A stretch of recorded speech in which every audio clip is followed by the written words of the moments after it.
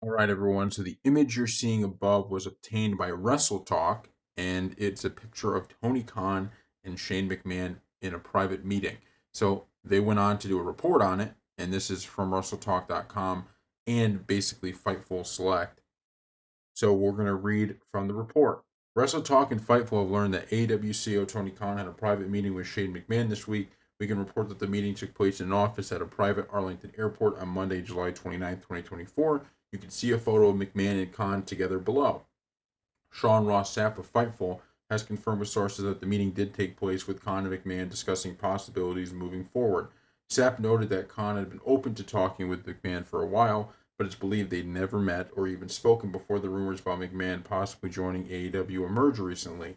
Khan is said to have been very open to using Shane McMahon for several weeks now, and also made it clear that he was open to the idea of talking to McMahon when people have brought up the topic up to him backstage. So he's been interested in it. Now, we did a report a few weeks ago about this, and I don't know if it's like a chicken and an egg type deal where at the time it wasn't an actual meeting, there was no meeting, it was just reportedly that maybe they met somewhere. And now it's true that they actually did meet. So I think it one of those things that was kind of talked into existence.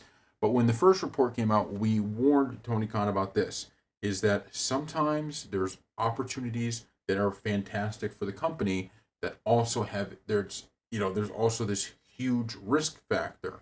And we've said this because we think this is one of the things that WCW did wrong is when you're relying on something that was built by a competitor, right? So when you're relying on, if Shane McMahon does come back, when you're relying on Shane McMahon, who even though he's going to be on AEW, you can't take the WWE out of Shane McMahon, right? He's somebody who was built by WWE. His dad built the company, and he was a character because his dad built the company. And so by bringing him into AEW, I'll just say this, we'll be watching it, right? So you're going to get these eyeballs, and you could certainly take those eyeballs you get and turn them into a big deal, right? Turn them into repeated viewers of the show.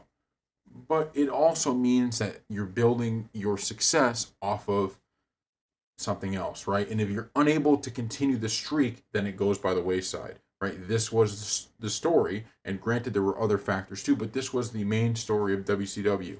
WCW used Hulk Hogan, Scott Hall, and Kevin Nash with the NWO to bring in this surge of ratings, right? That was, even though there was so much talent in WCW, whether it's the undercard and all the other stuff, right? There was so much talent that was in WCW. Maybe it wasn't used properly, but it was certainly there. Um, that was all good for sustaining. But the boost was Hulk Hogan, Kevin Nash, Scott Hall, the NWO, right? And then Goldberg when it comes. But the problem was they were unable, after they got that surge, they could only keep it for the weeks that they were dominating the WWE, and then it fell off because they were relying on things that they themselves did not build. That's a risk here, right? Because Shane McMahon will bring in viewers.